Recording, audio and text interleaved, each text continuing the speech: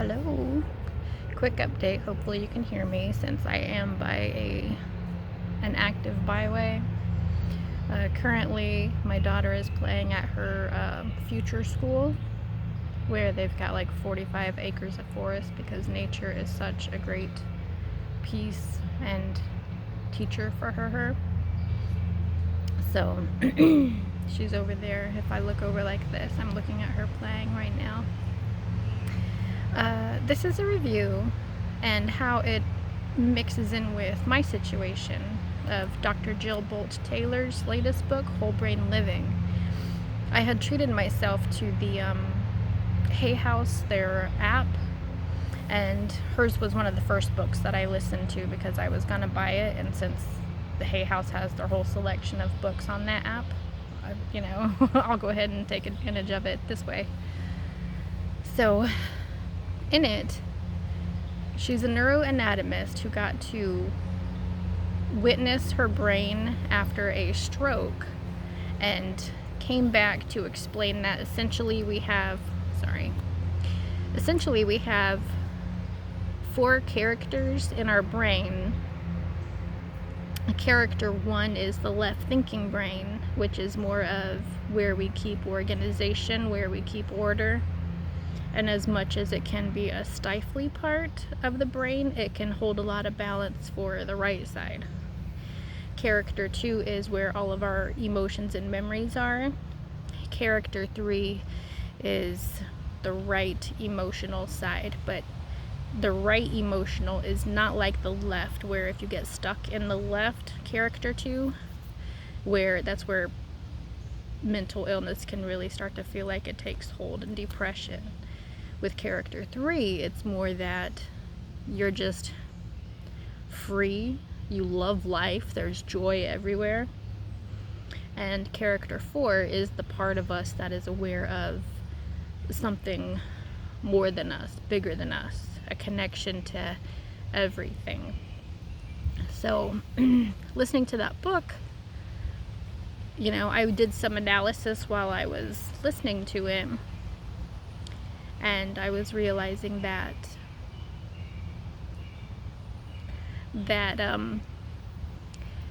really the parts of me that I hid away in this current situation that I've been in for over 6 years I dabbled through all of the characters, but my main one was character 3. I would visit character 4 pretty regularly. Character 1, I feel so productive when I was in that brain, but 3 was where my joy was. But it just became less safe to feel joyful, and so I pretty much shut down access and expression to stay a character 1 where it felt safer, and not fully a character 1, but around him, yeah.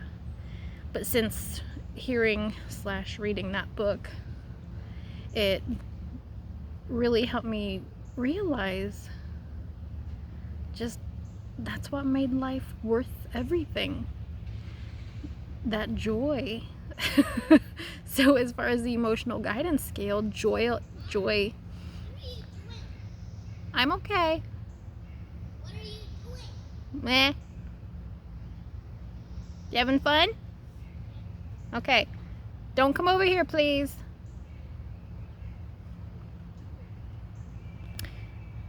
Joy, love, all of that is the highest in the emotional guidance scale. And even though I didn't live grand, I just don't think that if you follow Esther Hicks and Abraham, that I don't think I really had planned out my grid. I just took it day by day. I didn't schedule a whole bunch. It just felt hard for me as a kid of an autism kid, mom, life.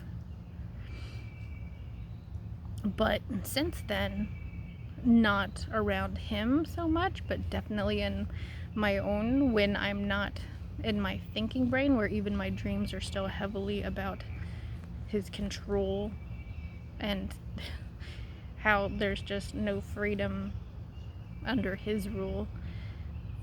in my own head, I've been more in those places of joy. Just such an excitement for the trip that I have coming up, because I did schedule one. It's not just me and my daughter and my son and his girlfriend, to give them a little bit, my son and his girlfriend, a little bit of freedom, because it's an amusement park that also has a water park section, to give them some freedom when my daughter wants to do water rides, bringing my sister and her daughter, who's a 12-year-old, along, so that that'll balance out the weight on those tubey water rides that she loves so much. And already being in that joyful place, I still don't feel like I've laid too much in my grid. It's been hard to want anything in this situation, but you know, there's been some financial income that I had not planned for, did not expect. So that's been really good. And, you know, it's just staying in that excitement and inspiration area of thinking of what I'll do when I'm at school, since I got the apartment that I wanted most. And so less than 2 months from now, I will be down there and never have to go back, because I've already done a couple trips. My son did manage to help me move my 2 bigger pieces up there. And it's such an amazing feeling to feel this again. I used to live by this, and it wasn't safe. And one of the funny things was, not that it was ever that frequent, but you know, I totally shut my libido down. There's been no contact with him in that way since October. So here it's 8 to 9 months. And just shutting it down, because between his groping, having raped me before, you know, saying no to your partner is still rape even if they do it. It just wasn't safe to feel that, when before it was not making me sleep with a million people. But when I was happy with life, I was very flirtatious. It was just this fun avenue for expression and power for me, for myself, not against other people. And little by little, I'm feeling more of that libido come back, where I'm still not utilizing him, but to feel it back for myself is just absolutely amazing. I feel like I'm coming back to life again. So that is such a cool thing. And if you have any interest in more about that book, I really do recommend it. It's Whole Brain Living from Dr. Jill Bolte Taylor. And I access it from Hayhouse's app, where I also access some of my other favorite authors. I'm a major Hayhouse geek. But it was quite amazing. It was a wake up. It peeled off some layers for me to understand it a little bit more in this kind of way. Awesome. Thanks.